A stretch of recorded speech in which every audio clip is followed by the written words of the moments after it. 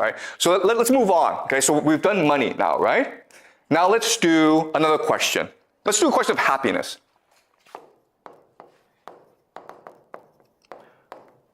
The question for us today is, what makes us happy? Come on, what makes you happy? How can you live a happy life? Okay. Well, obviously, money, right?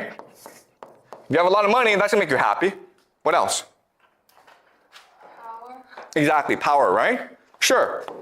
Power. Excuse me? Freedom. Okay, good, freedom. Yeah. What else? Relationships, yep, sure. You have good friends, right? Like lots and lots of friends. What else? Romantic relationships. Okay, love, right?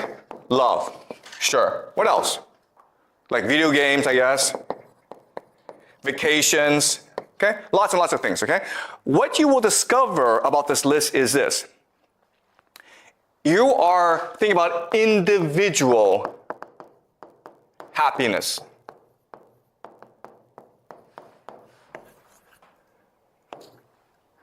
And this is actually unique in human history. If you were to go back in time to 500 years ago, and you ask people, how can you be happy? They would focus more on collective happiness.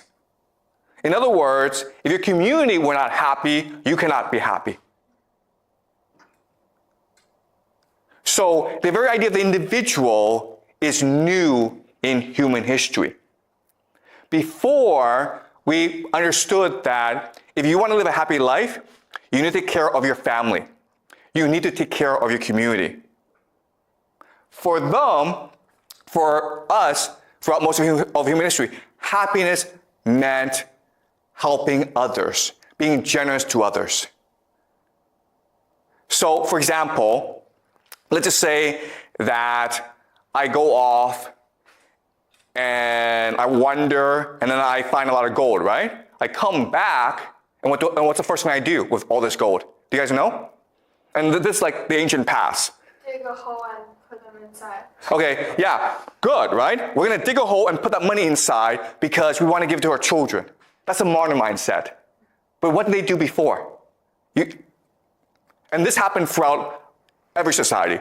If I became rich one day, what's the first thing I would do? Show off? Show off? No. Okay, so we'll learn this, okay? But the first thing that people did was they had a big feast for everyone. They spent all the money on a big feast. Because what mattered was your reputation within the community. What mattered was your generosity.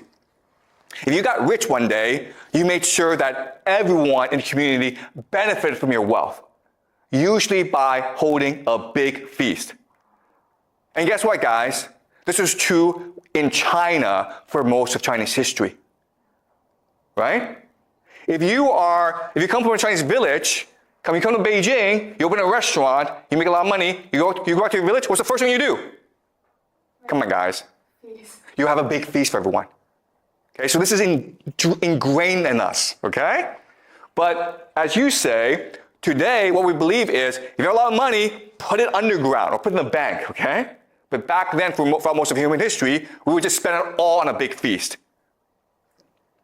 We wanted everyone to share in the happiness, and that's what made us happy. Okay? Any questions?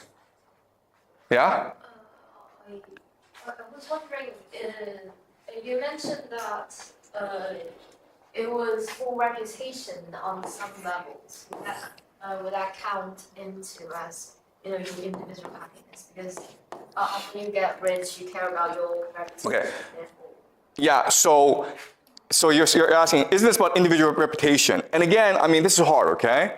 But the concept of the individual did not exist before. We just created it. The idea that I'm a person independent of my family, independent of my community, independent of the world around me, makes no sense. What was the worst punishment that could be inflicted on you in the past? let's just say that we're gonna fight, I kill you, right? Like they said you no longer belong to this family. Exactly. Banishment, exile. Not death, right? And today, if I killed you, the police would come catch me and kill me. But before, we didn't do that. Because the worst thing that we could do was exile you. It says, you're no longer part of us. You understand? So the concept of the individual did not exist. Right?